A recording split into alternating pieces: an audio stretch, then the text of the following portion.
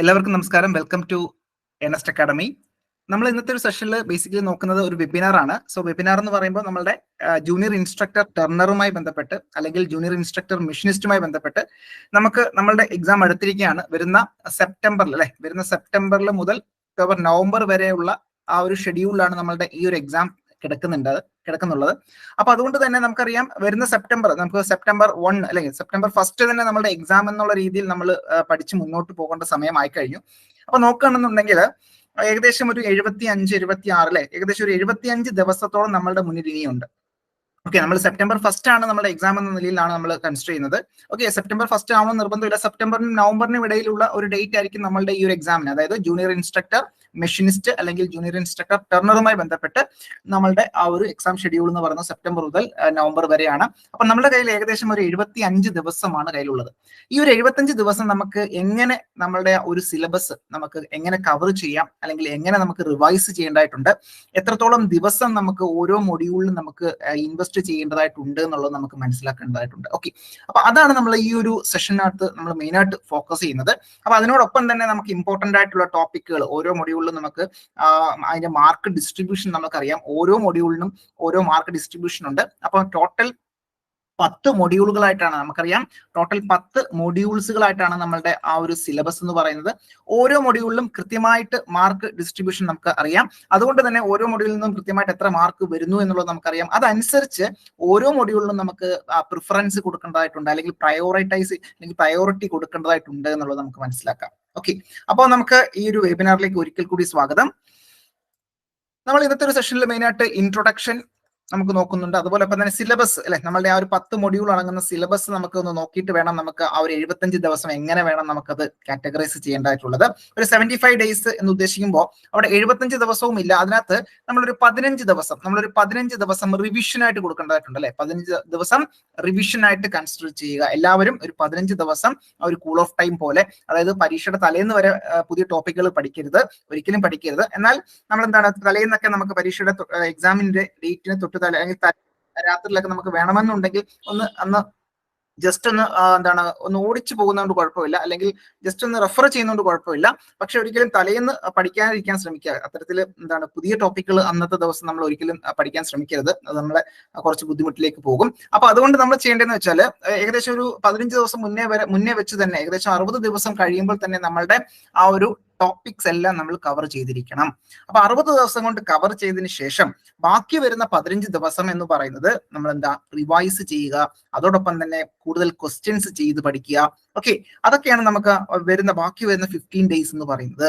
അപ്പൊ 75 ദിവസത്തിന്റെ ഒരു സ്റ്റഡി പ്ലാൻ എന്ന നിലയിൽ അതിനകത്ത് കവർ ചെയ്യേണ്ടത് നമ്മൾ മനസ്സിലാക്കേണ്ടത് 60 ദിവസമാണ് നമ്മുടെ ആ ഒരു സ്റ്റഡി പാറ്റേൺ എന്ന് പറയുന്നത് പഠിക്കേണ്ടതായിട്ടുള്ളത്.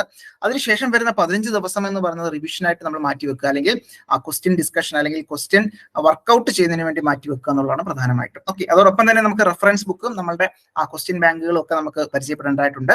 അപ്പൊ നമുക്കറിയാം ജൂനിയർ ഇൻസ്ട്രക്ടർ ജോബ് പ്രൊഫൈൽ എന്ന് പറയുന്നത് നമുക്കറിയാം ടീച്ചിങ് പ്രൊഫൈലാണ്, അല്ലെങ്കിൽ നമുക്ക് ഒരു മെന്റർ അല്ലെങ്കിൽ ടീച്ചിങ് പ്രൊഫൈലാണ് നമ്മളുടെ ആ ഒരു ജോബ് പ്രൊഫൈൽ എന്ന് പറയുന്നത്. അപ്പൊ മെഷീനിസ്റ്റ് ആയിക്കോട്ടെ ടർണർ ആയിക്കോട്ടെ, അപ്പൊ ഇതിനകത്ത് രണ്ട് സിലബസ് നമ്മൾ കമ്പയർ ചെയ്യുമ്പോൾ കുറേയധികം സാമ്യം അല്ലെ, കുറേയധികം സിമിലാരിറ്റി ഉണ്ട് എന്നുള്ളത് ഓൾറെഡി നമ്മൾ കണ്ടിരുന്നു അല്ലെ. ഇത്തരത്തിൽ മെഷീനിസ്റ്റ് ആയിക്കോട്ടെ അല്ലെങ്കിൽ ടർണർ ആയിക്കോട്ടെ, രണ്ടും ജൂനിയർ ഇൻസ്ട്രക്ടർ തസ്തികയിലേക്കാണ് നമ്മൾ എക്സാം എഴുതാൻ പോകുന്നത്.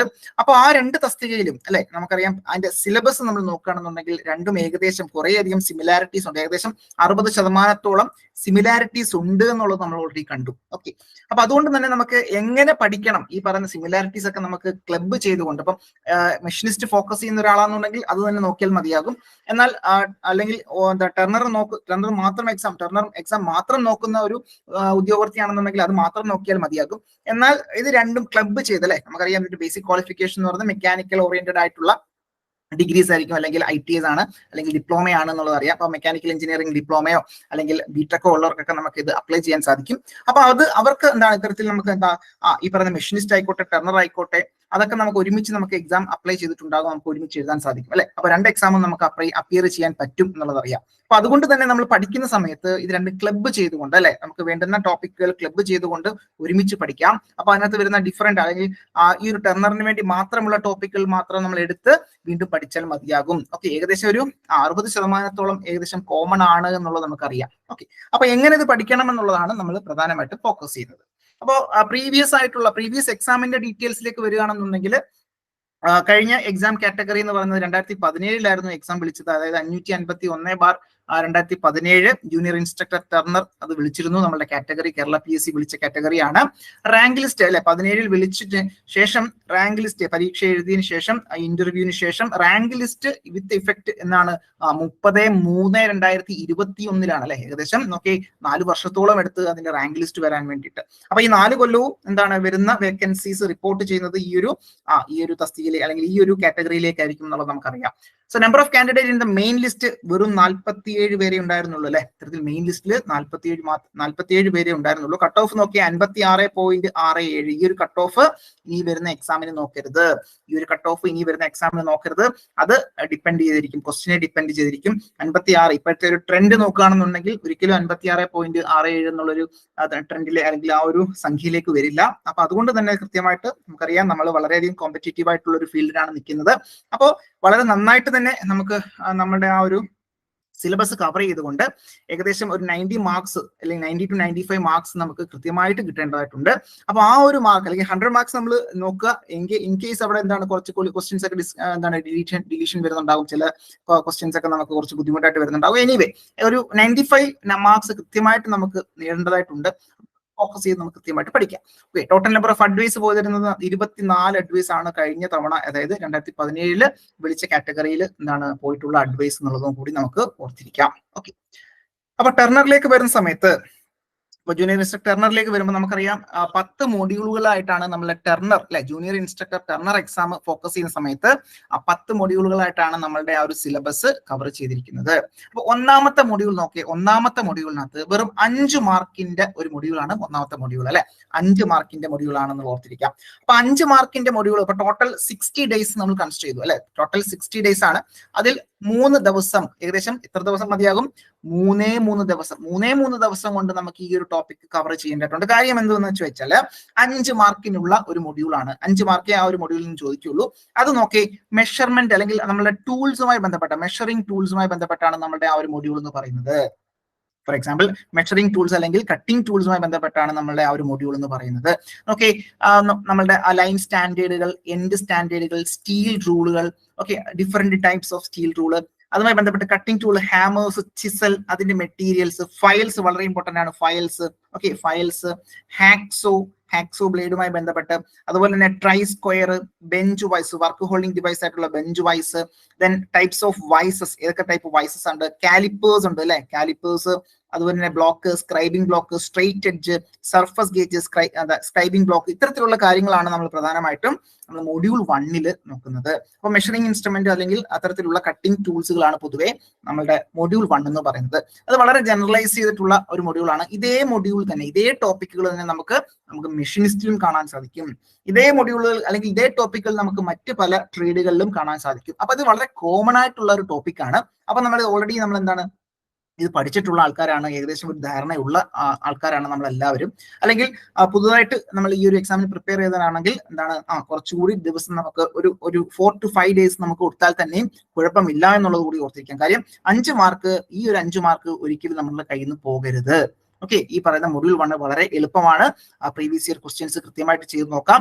നമ്മളുടെ ക്വസ്റ്റ്യൻ ബാങ്കുകൾ, നമ്മളുടെ ക്വസ്റ്റ്യൻ സീരീസ് നമ്മളുടെ എക്സാം ക്വസ്റ്റ്യൻ സീരീസുകൾ ഉണ്ടല്ലോ, ആ ക്വസ്റ്റ്യൻ സീരീസുകൾ കൃത്യമായിട്ട് ചെയ്ത് നോക്കി കഴിഞ്ഞാൽ ഏകദേശം നമുക്ക് 5 മാർക്കും ഈ ഒരു മൊഡ്യൂളിൽ നിന്നും കൃത്യമായിട്ട് കിട്ടും എന്നുള്ളതാണ് നമ്മളുടെ ആ ഒരു വിശ്വാസം. അപ്പൊ അത് കൃത്യമായിട്ട് നമ്മൾ ഫോളോ ചെയ്ത് കഴിഞ്ഞാൽ ഈ ഒരു 5 മാർക്ക് നമ്മൾ ഈ ഒരു ടോപ്പിക്കിൽ നിന്നും കൃത്യമായിട്ട് നമുക്ക് 5 മാർക്ക് കിട്ടും എന്നുള്ളതാണ് നമുക്ക് മനസ്സിലാക്കാൻ പറ്റുന്നത്. രണ്ടാമത്തെ മൊഡ്യൂളിലേക്ക് വരാം അല്ലെ. ഈ പറഞ്ഞ ചെയ്ത് രണ്ടാമത്തെ മൊഡ്യൂളിലേക്ക് വരുമ്പോൾ ഓൾറെഡി നമ്മുടെ കയ്യിൽ നിന്ന് ഒരു 3 ദിവസം പോയി കഴിഞ്ഞു അല്ലെ. അപ്പൊ നമുക്ക് ബാക്കി എത്ര വരുന്നുണ്ടാകും? 57 ദിവസത്തിൽ നമുക്ക് 57 ദിവസം കയ്യിലുണ്ട് അല്ലെ. അതിൽ നിന്നും നമുക്ക് ഒരു 3 ദിവസം എടുത്തുകൊണ്ട് രണ്ടാമത്തെ മൊഡ്യൂളും നമുക്ക് കവർ ചെയ്യാം അല്ലെ. ഈ പറഞ്ഞ രണ്ടാമത്തെ മൊഡ്യൂളും കവർ ചെയ്യാം. അവിടെ എത്ര മാർക്കേ ഉള്ളൂ? 5 മാർക്കേ ഉള്ളൂ അല്ലെ. കട്ടിംഗ് ടൂൾസുകൾ കഴിഞ്ഞാൽ എന്താണ് അടുത്ത് നോക്കിയ മെഷീൻസ് ആണ് മെയിൻ ആയിട്ട് നോക്കുന്നത് അല്ലെ. ഡ്രില്ലിംഗ് മെഷീൻ അല്ലെ, ഡിഫറെന്റ് ടൈപ്സ്, ഡിഫറെന്റ് പാർട്സ്, അതുപോലെ തന്നെ പഞ്ചസ്, അതുപോലെ തന്നെ types of punches, then drill nomenclature വളരെ ഇമ്പോർട്ടന്റ് ആണ് ഡ്രിൽ നോമൻക്ലേച്ചർ, അതിൽ നിന്ന് ക്വസ്റ്റ്യൻ വരാറുണ്ട്. ദെൻ നമുക്കറിയാം ഇന്റേണൽ ത്രെഡുകൾ കട്ട് ചെയ്യാൻ വേണ്ടിയിട്ട് അല്ലെ, ഓൾറെഡി ഡ്രിൽ ചെയ്ത ഹോളിനകത്ത് ഇന്റേണൽ ത്രെഡ് കട്ട് ചെയ്യാൻ വേണ്ടിയിട്ടുള്ള ടാപ്പ് എന്ന് പറയുന്ന ടൂള്, ഓക്കെ, അപ്പൊ ഡ്രിൽ എന്ന് പറഞ്ഞാൽ വളരെ ഇമ്പോർട്ടന്റ് ആണ്. അപ്പൊ ഈ ഒരു 5 മാർക്കിനകത്ത് എങ്ങനെ പോയാലും ഒരു 2 ചോദ്യം ഡ്രില്ലിൽ നിന്ന് നമുക്ക് പ്രതീക്ഷിക്കാം, 2 ചോദ്യം ഡ്രില്ലിൽ നിന്ന് നമുക്ക് പ്രതീക്ഷിക്കാം. അതുപോലെ തന്നെ ബാക്കി നമുക്ക് നോക്കി, അതുപോലെ തന്നെ ബാക്കി ടാപ്പുമായി ബന്ധപ്പെട്ട് അല്ലെങ്കിൽ ടാപ്പ് ഡൈസ്റ്റോക്കുമായി ബന്ധപ്പെട്ടൊക്കെ നമുക്കൊരു 3 ചോദ്യം പ്രതീക്ഷിക്കാം. ഓക്കെ, അത്തരത്തിൽ നോക്കുമ്പോൾ നമുക്കൊരു 5 അല്ലെ, ടോട്ടൽ 5 ചോദ്യം കൃത്യമായിട്ട് ഈ ഒരു മൊഡ്യൂളിൽ നിന്ന് നമുക്ക് കിട്ടും. അപ്പൊ ഡ്രില്ലും ടാപ്പ് മാത്രമേ ആ ഒരു മൊഡ്യൂളിനകത്തുള്ളൂ. അപ്പൊ ഏതൊക്കെ ടൈപ്പ് ഡ്രില്ലിംഗ് മെഷീൻ ഉണ്ട്, അതിന്റെ പാർട്സുകൾ, പഞ്ചസ് നമ്മൾ യൂസ് ചെയ്യാറുണ്ട്. അപ്പൊ നമുക്കൊരു വർക്ക് പീസ് കിട്ടിക്കഴിഞ്ഞാൽ നമ്മൾ ആദ്യം നമുക്ക് ഇത്തരത്തിൽ പഞ്ച് ചെയ്യുന്നുണ്ടാവും. അപ്പൊ പഞ്ച് ചെയ്തതിനു ശേഷമായിരിക്കും നമ്മൾ എന്ത് ചെയ്യുന്നുണ്ടാവുക, ഡ്രില്ല് ചെയ്യുന്നുണ്ടാവുക. ഡ്രില്ല് ചെയ്തതിനു ശേഷമായിരിക്കും നമ്മൾ ആ ഒരു ഹോളില് ഇന്റേണൽ ത്രെഡ് കട്ട് ചെയ്യുന്നുണ്ടാവുക. അപ്പൊ ഡ്രില്ല് ചെയ്തതിനു ശേഷം ഇന്റേണൽ ത്രെഡ് കട്ട് ചെയ്യാൻ വേണ്ടിയിട്ടാണ് നമ്മൾ ടാപ്സ് യൂസ് ചെയ്യുന്നത്. ഓക്കെ, അപ്പൊ അത്തരത്തിൽ ടാപ്പുകളുടെ ടൈപ്പ് അല്ലെ, അത്തരത്തിൽ ഏതൊക്കെ ടൈപ്പ് ടാപ്പുകൾ നമുക്ക് അവൈലബിൾ ആണ്. ഡൈ ആൻഡ് ഡൈ സ്റ്റോക്ക് എന്ന് പറയുമ്പോൾ എക്സ്റ്റേണൽ ത്രെഡ് കട്ട് ചെയ്യാൻ വേണ്ടിയിട്ടാണ് ഡൈസും ഡൈ സ്റ്റോക്കും നമ്മൾ യൂസ് ചെയ്യുന്നുണ്ടാവുക. ഓക്കെ, അതുപോലെ തന്നെ ടാപ്പ് എക്സ്ട്രാക്ഷൻ ഡൈസും ഡൈ സ്റ്റോക്കും, അതുപോലെ ടാപ്പ് എക്സ്ട്രാക്ടർ, ഇത്തരത്തിൽ ടാപ്പ് നമ്മൾ ഇടയിൽ ഡാമേജ് ആയിപ്പോയി അല്ലെങ്കിൽ ബ്രേക്ക് ആയി പോയി കഴിഞ്ഞാൽ അതിൽ നിന്നും എക്സ്ട്രാക്ട് ചെയ്യാനുള്ള മെത്തേഡുകൾ ഏതാണ്. ഓക്കെ, ഇത്തരത്തിൽ ബ്രോക്കൺ സ്റ്റഡ് ഒക്കെ നമുക്ക് റിമൂവ് ചെയ്യാൻ വേണ്ടിയിട്ടുള്ള മെത്തേഡുകൾ ഏതൊക്കെയാണ്. അതുപോലെ തന്നെ ഈ ഡ്രിൽ സൈസ് അല്ലെ, ഇത്തരത്തിൽ ഡ്രിൽ സൈസ് നമുക്ക് കാൽക്കുലേറ്റ് ചെയ്യേണ്ടതായിട്ടുണ്ട് അല്ലെ. ടാപ്പ് ചെയ്യുന്ന സമയത്ത് ഡ്രിൽ സൈസ് നമുക്ക് കാൽക്കുലേറ്റ് ചെയ്യേണ്ടതായിട്ടുണ്ട്.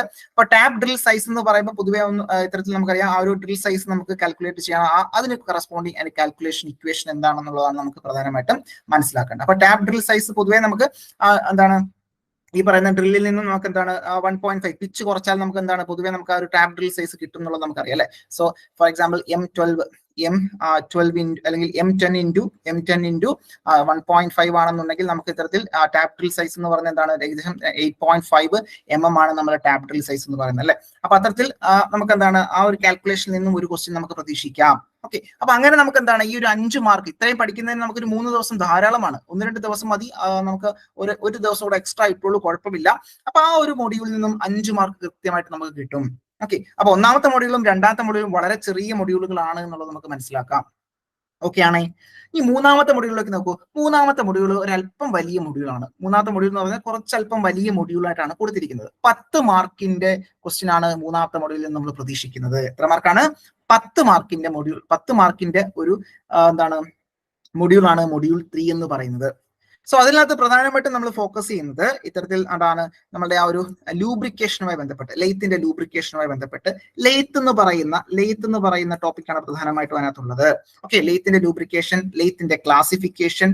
ലെയ്ത്ത് എന്ന് പറയുന്നത് നമുക്കറിയാം മദർ ഓഫ് മെഷീൻ ടൂൾസ് എന്നറിയപ്പെടുന്ന ഒരു മെഷീനാണ് ലെയ്ത്ത് എന്ന് പറയുന്ന മെഷീൻ ടൂള്.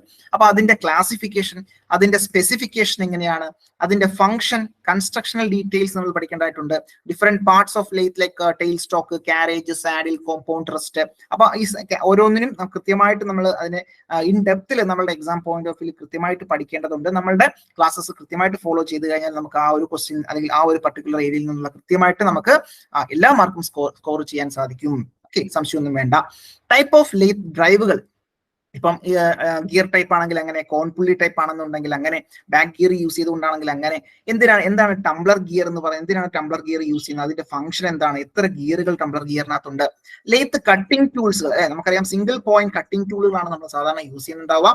അതിനകത്ത് ഏതൊക്കെ type, different types of cutting tools, അതിന്റെ ഷേപ്സ്, സ്പെസിഫിക്കേഷൻ ഓഫ് ലെയ്ത്ത് ടൂളുകൾ, അതൊക്കെ നമ്മൾ ഈ ഒരു 6 ദിവസം കൊണ്ട്, ഈ പറഞ്ഞ മൂന്നാമത്തെ മൊഡ്യൂൾ കഴിഞ്ഞിട്ടില്ല, ഏകദേശം 6 ദിവസം കൊണ്ട് നമുക്ക് ടോപ്പിക്കുകൾ കൃത്യമായിട്ട് മനസ്സിലാക്കേണ്ടതായിട്ടുണ്ട്. അപ്പൊ കട്ടിംഗ് ടൂൾ മെറ്റീരിയൽ, ആ ഒരു മെറ്റീരിയലുമായി ബന്ധപ്പെട്ട് കട്ടിംഗ് ടൂളിന്റെ മെറ്റീരിയൽ, ഫോർ എക്സാമ്പിൾ HSS അല്ലെങ്കിൽ ഹൈ കാർബൺ സ്റ്റീലുകൾ, അങ്ങനെയുള്ള ഡയമണ്ട് മെറ്റീരിയൽ. അപ്പൊ different types of cutting tool material, അതിന്റെ പ്രോപ്പർട്ടീസ്, കാർബൈഡ് ടൂളുകൾ, ആ ഒരു ലെയ്ത്ത് കട്ടിംഗ് ടൂളിന്റെ സ്പെസിഫിക്കേഷൻ, ഡിഫറെന്റ് ടൈപ്സ്, ഷേപ്സ്, ആ ഒരു ലെയ്ത്ത് കട്ടിംഗ് ടൂളിന്റെ ആ ഒരു നോമൻക്ലേച്ചർ കൃത്യമായിട്ട് പഠിക്കേണ്ടതായിട്ടുണ്ട്. ഓക്കെ, ആംഗിൾസ് കൃത്യമായിട്ട് പഠിക്കേണ്ടതായിട്ടുണ്ട്. ദെൻ ഡിഫറെന്റ് ടൂൾ മെറ്റീരിയൽസ് നമുക്ക് കൃത്യമായിട്ട് പഠിക്കേണ്ടതായിട്ടുണ്ട്. ലെയ്ത്ത് ആക്സസറീസിലേക്ക് വരുമ്പോൾ നമുക്കറിയാം ലെയ്ത്ത് ആക്സസറീസും ഉണ്ട്, അറ്റാച്ച്മെന്റ്സും ഉണ്ട് അല്ലെ. ഇത്തരത്തിൽ സ്പെസിഫൈഡ് ആയിട്ടുള്ള വർക്കുകൾക്കാണ് നമ്മൾ അറ്റാച്ച്മെന്റ്സ് യൂസ് ചെയ്യുന്നുണ്ടാവുക. അല്ലെങ്കിൽ മറ്റു രീതിയിൽ നോക്കുകയാണെങ്കിൽ ആക്സസറീസ് നമ്മൾ യൂസ് ചെയ്യാം. ഫോർ എക്സാമ്പിൾ ചക്ക് ഒരു ആക്സസറി ആണ്. ഓക്കെ, അപ്പൊ അത്തരത്തിലുള്ള ആക്സസറീസുമായി ബന്ധപ്പെട്ട് independent chuck, different types of chuck ഉണ്ട്. ഇൻഡിപെൻഡന്റ് ചക്ക്, സെൽഫ് ചക്ക്, കൊളക്ട് ചക്ക്, അങ്ങനെ ഡിഫറെന്റ് ചക്കുകൾ നമ്മൾ പഠിക്കേണ്ടതായിട്ടുണ്ട്. അതിൽ തന്നെ പ്രധാനമായിട്ടും നമ്മൾ 3 ജോ ചക്ക്, 4 ജോ ചക്ക് കൃത്യമായിട്ട് നമ്മൾ പഠിക്കണം.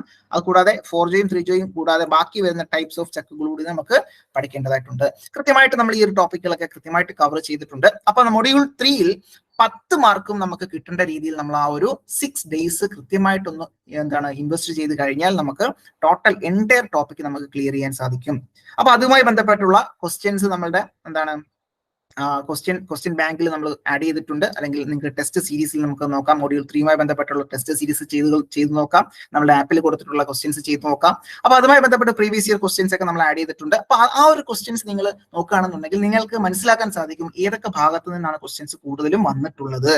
ഓക്കെ, അപ്പൊ അങ്ങനെ നോക്കുമ്പോൾ നമ്മൾ എൻറ്റയർ ടോപ്പിക്കുകൾ കവർ ചെയ്തതിനു ശേഷം കൃത്യമായിട്ട് നിങ്ങൾ ടെസ്റ്റ് സീരീസ് ചെയ്യുന്ന സമയത്ത് നമുക്ക് ആ ഒരു പർട്ടിക്കുലർ ക്വസ്റ്റ്യൻ നമുക്ക് ചെയ്യാൻ സാധിക്കുന്നുണ്ടോ എന്നുള്ളത് കൃത്യമായിട്ട് നോക്കേണ്ടതായിട്ടുണ്ട്, നമുക്ക് മനസ്സിലാക്കേണ്ടതായിട്ടുണ്ട്.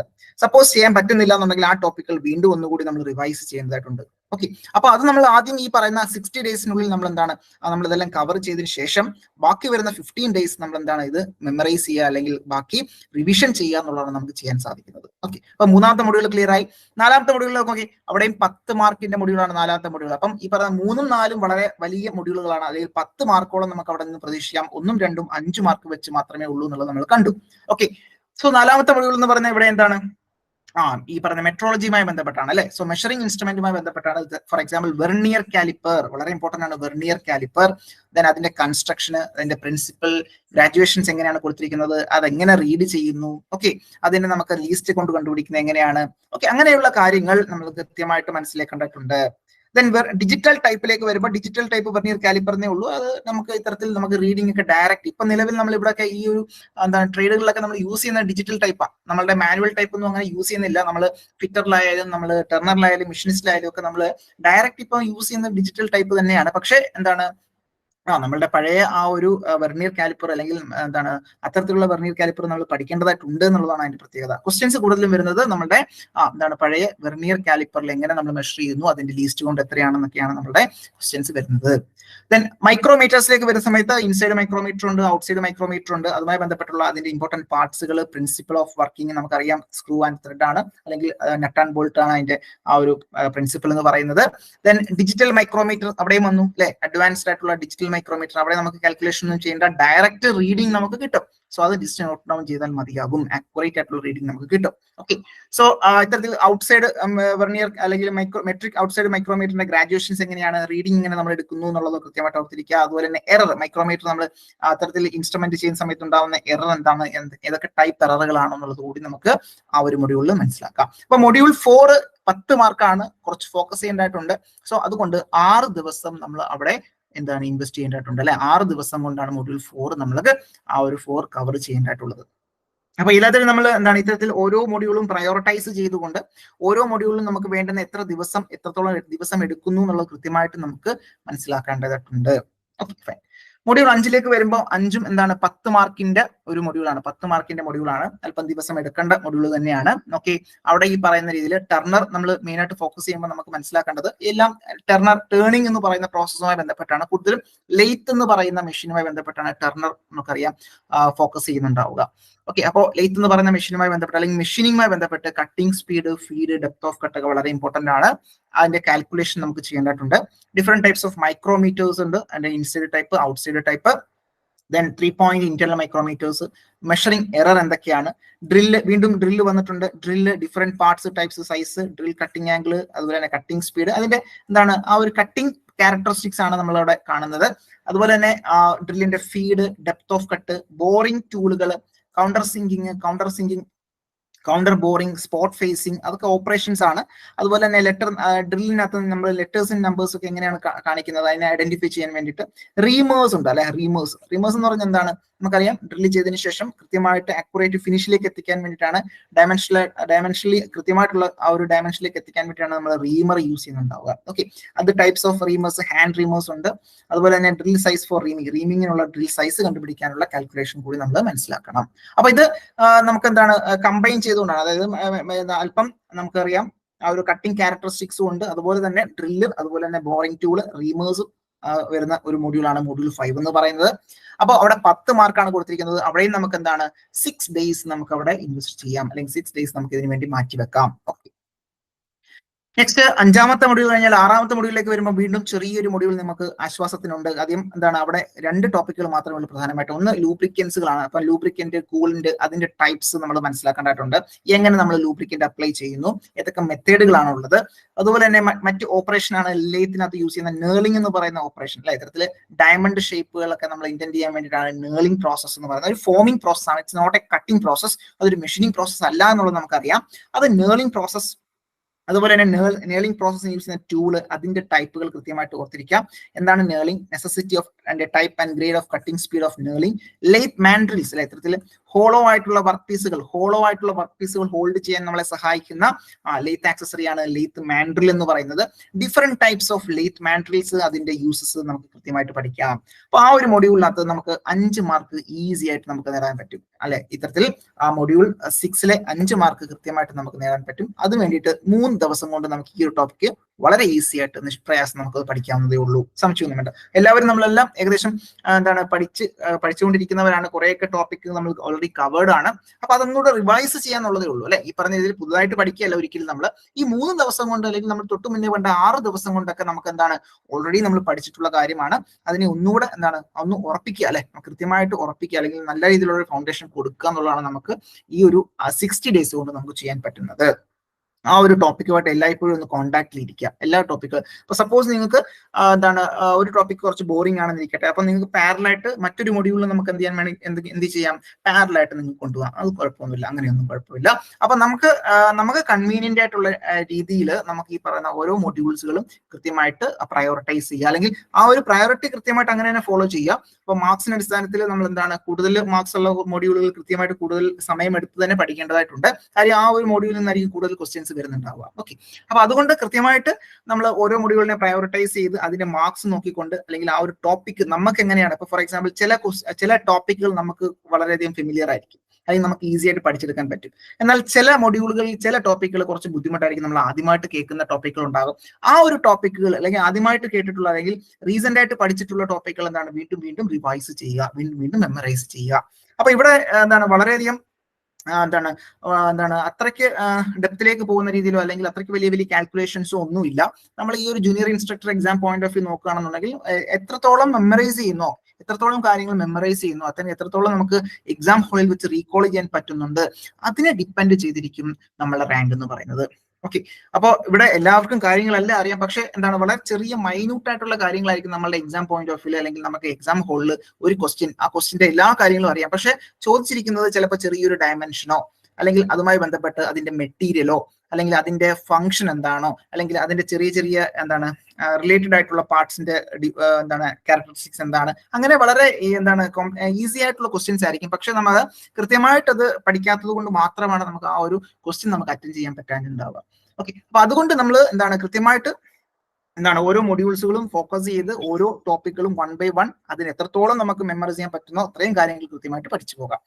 സോ ടർണറിന്റെ 7ാമത്തെ മൊഡ്യൂളിലേക്ക് വരുമ്പോൾ പ്രധാനമായിട്ട് നമ്മൾ മെട്രോളജി എന്ന് പറയുന്ന ടോപ്പിക്കുമായി ബന്ധപ്പെട്ടാണ്. അതായത് നമ്മുടെ ലിമിറ്റ് ഫിറ്റ് ടോളറൻസ് അല്ലെ, ലിമിറ്റ് ഫിറ്റ് ടോളറൻസ് ആണ് പ്രധാനമായിട്ട് അതിനകത്ത് ഇനിഷ്യൽ ടോപ്പിക്കിൽ കൊടുത്തിരിക്കുന്നത്. Concept of interchangeability, limit fit അല്ലെ. ഇത്തരത്തിൽ ആ ഒരു നമുക്കറിയാം ഹോൾ ബേസിസ് ഉണ്ട്, അതുപോലെ തന്നെ ഷാഫ്റ്റ് ബേസിസ് ഉണ്ട്. അതെന്താണ് ഹോൾ ബേസിസ് സിസ്റ്റം, അല്ലെങ്കിൽ എന്താണ് ഷാഫ്റ്റ് ബേസിസ് സിസ്റ്റം, നമ്മൾ ഏത് ഫോളോ ചെയ്യുന്നു, അതിന്റെ പ്രത്യേകതകൾ എന്താണ്, നമുക്കറിയാം ടോളറൻസ് അല്ലെ, അത് ഏതൊക്കെ ടൈപ്പ് ടോളറൻസുകളാണ് ഉള്ളത്, അങ്ങനെയുള്ള കാര്യങ്ങളാണ് പ്രധാനമായിട്ടും 7ാമത്തെ മൊഡ്യൂളിൽ തുടക്കത്തിലുള്ളത്.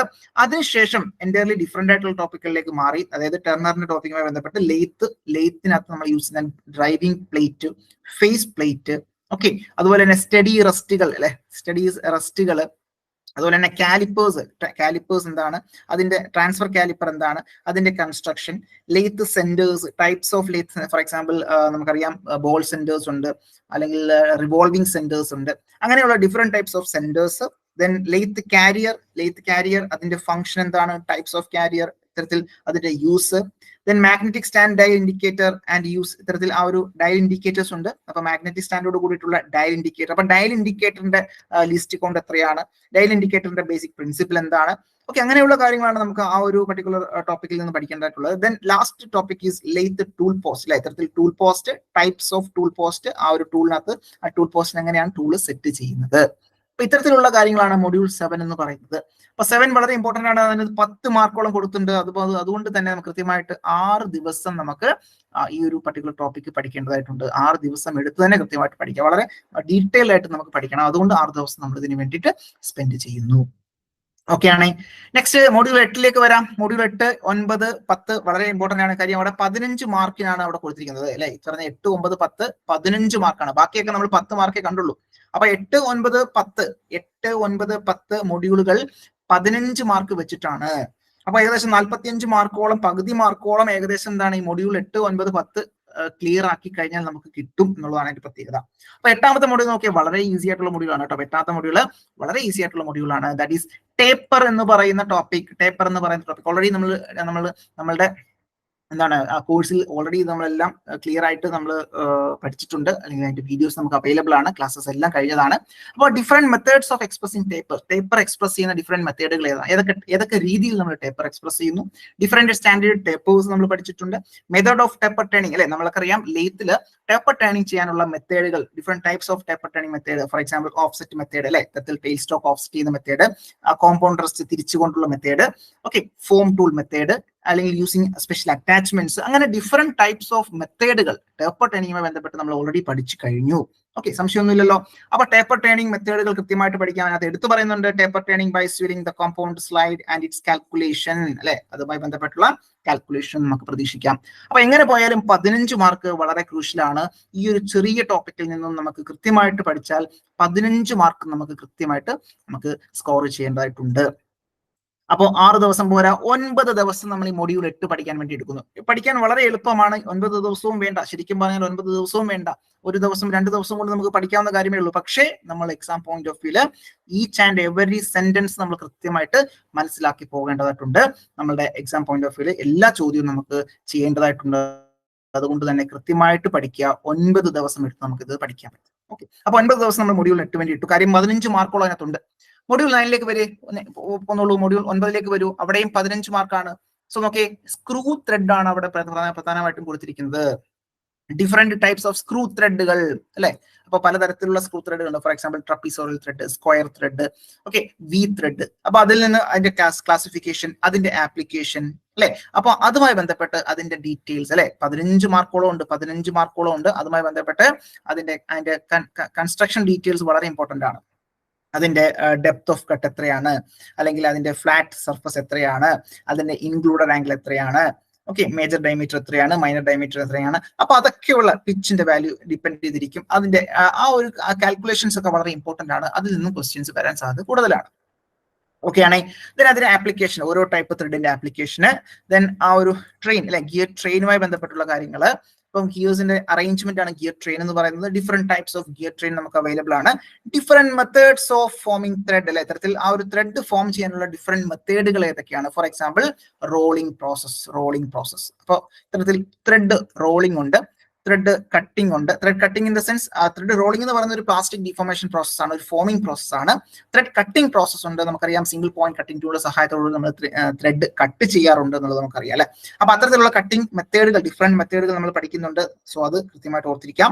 അതുമായി ബന്ധപ്പെട്ടുള്ള കാൽക്കുലേഷൻസ്, ഗിയർ ട്രെയിൻ കാൽക്കുലേഷൻസ് ഒക്കെ നമ്മൾ ഇവിടെ പഠിക്കേണ്ടതായിട്ടുണ്ട്. ഗിയർ ട്രെയിൻ ക്ലാസിക്കൽ എന്താണ് ഗിയർ ട്രെയിൻ വാല്യൂ എന്നുള്ളത് കൃത്യമായിട്ട് നമുക്ക് പഠിക്കേണ്ടതായിട്ടുണ്ട്, അല്ലെങ്കിൽ അതിന്റെ കാൽക്കുലേഷൻസ് നമുക്ക് ചെയ്യേണ്ടതായിട്ടുണ്ട്.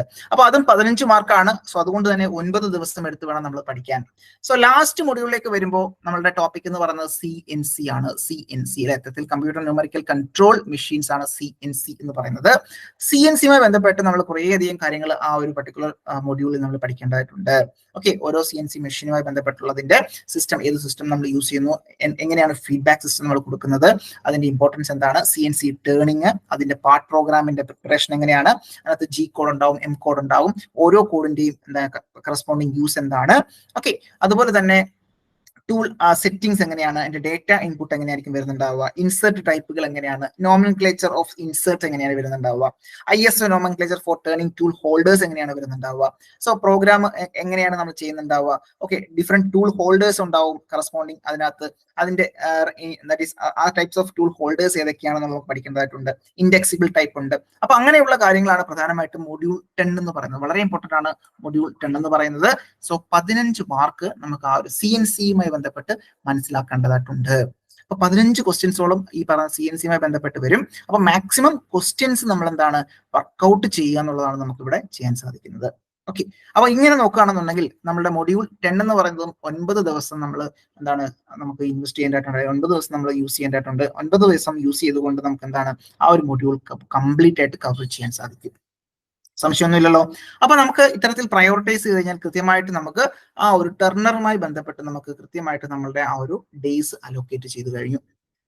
ഓക്കെ, ഇനി നമ്മൾ മെഷീനിസ്റ്റ് അല്ലെ, നമ്മളുടെ മെഷീനിസ്റ്റ് എക്സാം പ്രിപ്പയർ ചെയ്യുന്ന ഉദ്യോഗാർത്ഥികളിലേക്ക് വരികയാണെന്നുണ്ടെങ്കിൽ, ഓക്കെ, അപ്പോൾ നോക്കി മെഷീനിസ്റ്റിന്റെ ഒരു പ്രീവിയസ് ഇയർ ഡീറ്റെയിൽസിലേക്ക് വരുമ്പോൾ നമുക്ക് മനസ്സിലാക്കാൻ പറ്റും 2021 നമ്മളുടെ ആ ഒരു റാങ്ക് ലിസ്റ്റ് ഇഫക്റ്റ് ആയത് 2021. ഈ നേരത്തെ പോലെ തന്നെ 2017 വിളിച്ച് എക്സാം നടത്തി, ഇന്റർവ്യൂ നടത്തി, 2021 അതിന്റെ റിസൾട്ട് വന്നത് റാങ്ക് ലിസ്റ്റ് ആയിട്ട്.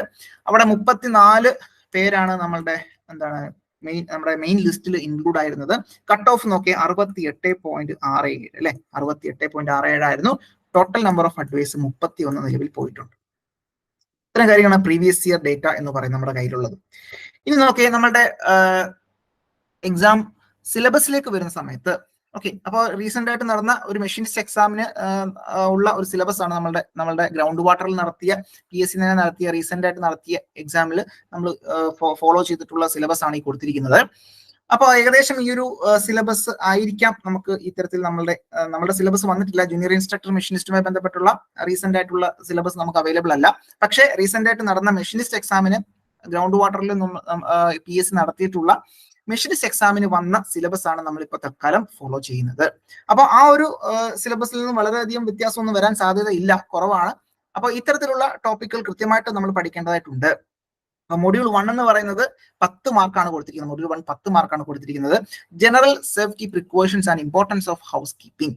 അപ്പൊ അതുമായി ബന്ധപ്പെട്ട് നമുക്ക് എന്താണ് നമ്മുടെ ഫസ്റ്റ് എയ്ഡ് എന്താണ്, ടൈപ്സ് ഓഫ് ഫയർ എങ്ങനെയാണ് വരുന്നുണ്ടാവുക, അല്ലെങ്കിൽ ടൈപ്സ് ഓഫ് ഫയർ എന്താണ്, ടൈപ്സ് ഓഫ് ഫയർ എന്താണ്, അതുപോലെ തന്നെ ഗുഡ് ഷോ, അതായത് നമ്മുടെ ഫ്ലോറുകൾ കൃത്യമായിട്ട് ക്ലീൻ ചെയ്യാനും അല്ലെങ്കിൽ കൃത്യമായിട്ട് മെയിൻറ്റെയിൻ ചെയ്യാൻ വേണ്ടി നമ്മൾ യൂസ് ചെയ്യുന്ന ഫൈബേഴ്സ് കോൺസെപ്റ്റുകൾ, അതുപോലെ തന്നെ വേസ്റ്റ് മെറ്റീരിയൽ ഡിസ്പോസൽ സിസ്റ്റംസ്, ഈ പറഞ്ഞ വേസ്റ്റ് ബിന്നൊക്കെ നമ്മൾ കൊടുക്കുന്ന കളറുകൾ എങ്ങനെയാണ് കൊടുക്കുന്നുണ്ടാവുക, എങ്ങനെ നമ്മൾ ഐഡന്റിഫൈ ചെയ്യുന്നു, അവിടെ യൂസ് ചെയ്യുന്ന ബോർഡുകൾ, സൈൻ ബോർഡുകൾ എങ്ങനെയാണ് നമ്മൾ മെയിൻറ്റെയിൻ ചെയ്യുന്നത്.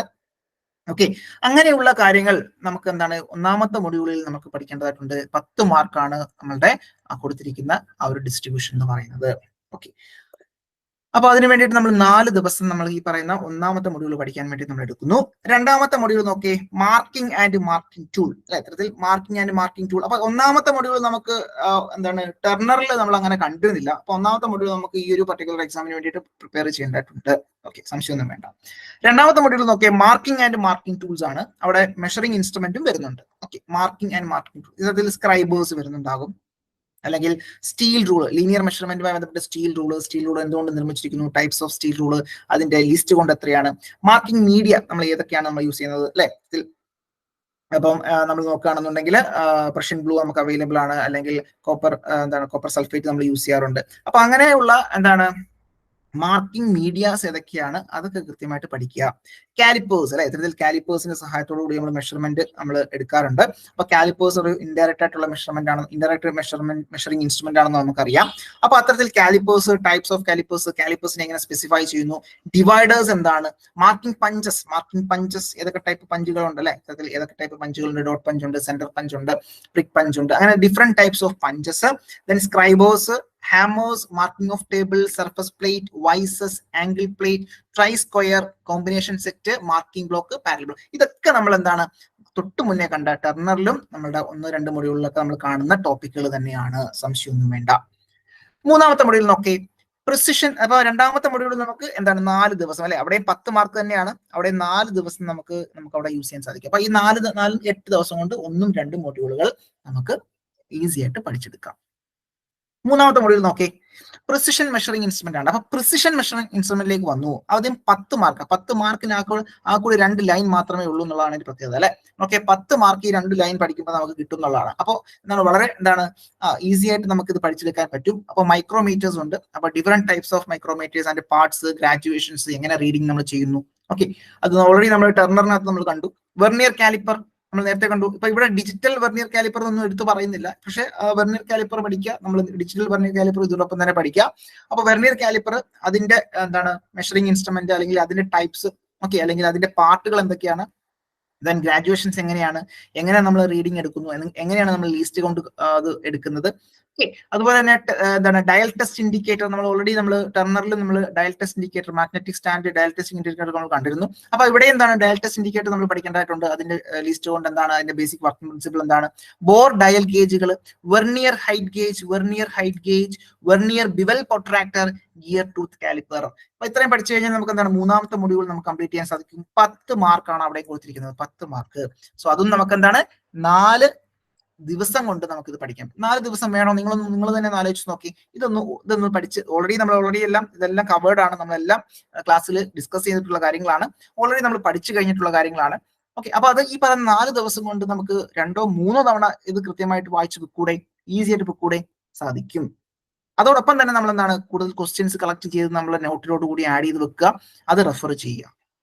4ാമത്തെ മൊഡ്യൂൾ നോക്കേ, ഹാൻഡ് ടൂൾസ് ആണ് അല്ലെ. ഹാൻഡ് ടൂൾസ് അവിടെ 8 മാർക്കാണുള്ളത്. ഓക്കെ, അപ്പൊ ഹാൻഡ് ടൂൾസിനകത്ത് വളരെ ഇമ്പോർട്ടന്റ് ആണ് ഹാക്സോ ബ്ലേഡുകൾ, ഹാക്സോയും അല്ലെങ്കിൽ so setting, files, types of files, അതുമായി ബന്ധപ്പെട്ട് convexity of file, pinning of file. അതിനുശേഷം ഫയൽ കഴിഞ്ഞു, ഹാക്സോ ബ്ലേഡ് കഴിഞ്ഞു, ദെൻ ടാപ്പ്. നമ്മൾ ഓൾറെഡി ടർണറിന് കണ്ടത് അല്ലെ, ഇന്റർണൽ ത്രെഡ് കട്ട് ചെയ്യാനുള്ള ടാപ്പ്, എക്സ്റ്റേണൽ ത്രെഡ് കട്ട് ചെയ്യാനുള്ള ഡൈനെറ്റ്, ചിസൽ, റീമേഴ്സ് അല്ലെ. ഇത്തരത്തിൽ ഹോളുകൾ കൃത്യമായിട്ട് ആ ഒരു സൈസിലേക്ക് എത്തിക്കാൻ വേണ്ടിയിട്ടുള്ള റീമറുകൾ, ടൈപ്സ് ഓഫ് റീമറുകൾ കൃത്യമായിട്ട് പഠിക്കണം. അപ്പൊ ഇവിടെ നമുക്ക് ഈ 2 ലൈൻ പഠിക്കുന്നതിന് സമയം എടുക്കുമോ? നമുക്ക് സമയം എടുത്ത് തന്നെ പഠിക്കേണ്ടതായിട്ടുണ്ട്. 4 ദിവസം കൊണ്ട് നിങ്ങൾക്ക് ഇത് പഠിച്ചാൽ മതിയാകും. 8 മാർക്കാണ് അവിടെ കൊടുത്തിരിക്കുന്നത്. 8 മാർക്കാണ് കൊടുത്തിരിക്കുന്നത്, സംശയമൊന്നും വേണ്ട. 5ാമത്തെ മൊഡ്യൂളിലേക്ക് പോകാം. മെഷീനിസ്റ്റിന്റെ 5ാമത്തെ മൊഡ്യൂൾ നോക്കി, ഡ്രില്ലിംഗ് ഉണ്ട്, ലൂബ്രിക്കൻസ്, കട്ടിംഗ് ഫ്ലൂയിഡ്, മെയിൻ്റനൻസ്. പ്രധാനമായിട്ടും നമുക്ക് ഡ്രില്ലിംഗ് ആണ് ഫോക്കസ് ചെയ്യേണ്ടത്. അപ്പൊ ഡ്രില്ലിംഗ് എന്ന് പറയുന്ന ടോപ്പിക് നമ്മൾ എവിടെയും പഠിച്ചു, നമ്മൾ ടർണറിൽ പഠിച്ചു.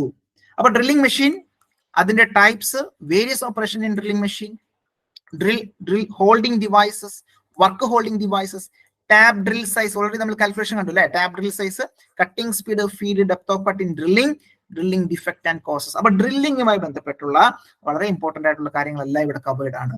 ഏതൊക്കെ ഡ്രില്ലിംഗ് മെഷീൻസ് അവൈലബിൾ ആണ്, പലതരത്തിലുള്ള ഡ്രില്ലിംഗ് മെഷീൻസുകൾ നമുക്ക്, റേഡിയൽ ഡ്രില്ലിംഗ് മെഷീൻ ഉണ്ട്, പോർട്ടബിൾ ഡ്രില്ലിംഗ് മെഷീൻ ഉണ്ട്, അങ്ങനെ different types of drilling machines ഉണ്ട്. അതിന്റെ ഒരു സ്പെസിഫിക്കേഷൻ നമുക്ക് പഠിക്കേണ്ടതായിട്ടുണ്ട്, അതിന്റെ ആപ്ലിക്കേഷൻ നമുക്ക് പഠിക്കേണ്ടതായിട്ടുണ്ട്. ഡ്രിൽ ഹോൾഡിംഗ് ഡിവൈസസ്, സോക്കറ്റുകൾ അല്ലെങ്കിൽ ഡ്രിൽ ചക്കുകൾ നമ്മൾ പഠിക്കേണ്ടതായിട്ടുണ്ട്. Work holding devices, tap drill size അല്ലെ, ടാപ്പിങ്ങിന് വേണ്ടിയുള്ള ഡ്രിൽ സൈസ് കണ്ടുപിടിക്കുക. അതുപോലെ തന്നെ ഡ്രില്ലിങ്ങിന്റെ cutting speed, feed, depth of cut ഒക്കെ നമ്മൾ പഠിക്കേണ്ടതായിട്ടുണ്ട്. അവിടെ ഉണ്ടാവുന്ന ഡ്രില്ലിംഗ് ഡിഫക്റ്റുകൾ, അതിന്റെ കോസസും നമുക്ക് പഠിക്കാം. അതിനുശേഷം നമുക്ക് ടൈപ്പ് ഓഫ് കട്ടിംഗ് ഫ്ലൂയിഡ് അല്ലെ, നമ്മൾ അവിടെ യൂസ് ചെയ്യുന്ന കട്ടിംഗ് ഫ്ലൂയിഡുകൾ എന്താണ്, ഏതൊക്കെയാണ് അതിന്റെ പർപ്പസ്, എന്താണ് അതിന്റെ purpose, lubricants classification, lubricating system, maintenance and machine tool inspection. അപ്പൊ ഇത് എല്ലാം കൂടെ ചേർത്ത് നമുക്ക് 8 മാർക്കിനാണ് ചോദിക്കുന്നത്. അപ്പോൾ നമുക്ക് 5 ദിവസം അല്ലെ, നമുക്ക് ഈ ഒരു ടോപ്പിക്കുകൾ നമുക്കൊരു 5 ദിവസം, 4 നിന്നൊരു 5 ദിവസത്തിലേക്ക് നമുക്ക് കൂട്ടാം. അപ്പോൾ ഈ 5 ദിവസം കൊണ്ട് നമ്മൾ ഈ ഒരു ടോപ്പിക് കൃത്യമായിട്ട് പഠിച്ച് നമ്മൾ മാക്സിമം ക്വസ്റ്റ്യൻസ് കളക്ട് ചെയ്ത് വെക്കേണ്ടതായിട്ടുണ്ട്. ഓക്കെ ആണേ. മൊഡ്യൂൾ 6ലേക്ക് വരാം. മൊഡ്യൂൾ 6 എന്ന് പറയുന്നത് ലെയ്ത്ത് എന്ന് പറയുന്ന ടോപ്പിക്കാണ് അല്ലെ. ലെയ്ത്ത് എന്ന് പറയുന്ന ടോപ്പിക്കാണ്. അപ്പൊ ലെയ്ത്ത് എന്ന് പറയുന്ന ടോപ്പിക് ഓൾറെഡി നമ്മൾ എവിടെ കവർ ചെയ്തു, നമ്മൾ ഏകദേശം ടർണറിലും നമ്മൾ കണ്ടു അല്ലെ. ടർണറിൽ മെയിൻ ആയിട്ട് ഫോക്കസ് ചെയ്യുന്ന ലെയ്ത്ത് തന്നെയാണ്. അപ്പൊ ലെയ്ത്ത് എന്ന് പറയുന്ന മെഷീൻ എന്താണ്, അതിന്റെ പാർട്സുകൾ എന്താണ്, അതിന്റെ ഫംഗ്ഷൻ, ഓരോ പാർട്സിന്റെയും ഫംഗ്ഷൻ എന്താണ്, ദെൻ ടൈപ്സ് ഓഫ് ലെയ്ത്ത്, ലെയ്ത്തിന്റെ സ്പെസിഫിക്കേഷൻ നമ്മൾ പഠിച്ചു, എന്തൊക്കെ ഓപ്പറേഷൻ ആണ് ലെയ്ത്തിൽ നമ്മൾ ചെയ്യുന്നത്, ഏതൊക്കെ ഡിഫറെന്റ് ഓപ്പറേഷൻസ് നമ്മൾ carry out in the lathe അല്ലെ, നമ്മൾ ലെയ്ത്തിൽ ക്യാരി ചെയ്യുന്ന ഏതൊക്കെ ഓപ്പറേഷൻസ് ആണെന്നുള്ളത് കൃത്യമായിട്ട് ഓർത്തിരിക്കുക. ലെയ്ത്ത് ആക്സസറീസ്, ലെയ്ത്ത് അറ്റാച്ച്മെന്റ്സ്, ലെയ്ത്തിന്റെ അകത്ത് നമ്മൾ cutting speed, single point cutting ടൂളിന്റെ cutting speed, feed, depth of cut, then RPM, that is lathe tools and angles അല്ലെ. ഇത്തരത്തിൽ അവിടെ ലെയ്ത്ത് ടൂളിൽ നമ്മൾ യൂസ് ചെയ്യുന്ന സിംഗിൾ പോയിന്റ് കട്ടിംഗ് ടൂൾ, അതുമായി ബന്ധപ്പെട്ടുള്ള angles, that is tool nomenclature അല്ലെങ്കിൽ സിഗ്നേച്ചർ ഓഫ് ടൂൾസ് നമ്മൾ കൃത്യമായിട്ട് പഠിക്കേണ്ടതായിട്ടുണ്ട്. നമ്മുടെ ലെയ്ത്ത് മെഷീന്റെ ഡ്രൈവിംഗ് മെക്കാനിസം, ഗിയർ ഡ്രൈവ് നമുക്ക് അവൈലബിൾ ആണ്. കോൺ ആൻഡ് പുള്ളീസ് അല്ലെ, ഇത്തരത്തിൽ പുള്ളീസിന്റെ സഹായത്തോടെ ബെൽറ്റ് ഡ്രൈവ് നമുക്ക് അവൈലബിൾ ആണ്. ദെൻ ചിപ്പ് ബ്രേക്കേഴ്സ് അല്ലെ, ചിപ്പിനെ കട്ട് ചെയ്ത് കളയാനുള്ള ചിപ്പ് ബ്രേക്കേഴ്സ് നമുക്ക് യൂസ് ചെയ്യാൻ സാധിക്കും. Different types of chip breakers പഠിക്കാം. ടേപ്പർ ടേണിംഗ് മെത്തേഡ് നമ്മൾ നേരത്തെ കണ്ടതുപോലെ തന്നെ നമുക്കറിയാം ടേപ്പർ ടേണിംഗ് ചെയ്യാൻ വേണ്ടിയിട്ടുള്ള ഡിഫറെന്റ് മെത്തേഡ്സുകൾ ഉണ്ട്, അത് പഠിക്കേണ്ടതായിട്ടുണ്ട്. ടേപ്പർ ആൻഡ് ഇറ്റ്സ് ടൈപ്പ് അല്ലെ, നമ്മൾ ടേപ്പർ എന്ന് പറയുന്ന ഒരു മൊഡ്യൂൾ തന്നെ ടേപ്പർ നമുക്ക് എന്താണ് ഓൾറെഡി നമ്മൾ ടർണറിൽ കണ്ടു. അതിനകത്ത് നമുക്ക് വേണ്ടുന്ന സാധനം മാത്രമേ ഇവിടെ ഉള്ളൂ. Taper and its type, taper calculation, sine bar and slip gauges അല്ലെ, ആംഗിൾ മെഷറിംഗ് ഇൻസ്ട്രുമെന്റുമായി ബന്ധപ്പെട്ട് സൈൻ ബാർ, സ്ലിപ്പ് ഗേജസ്.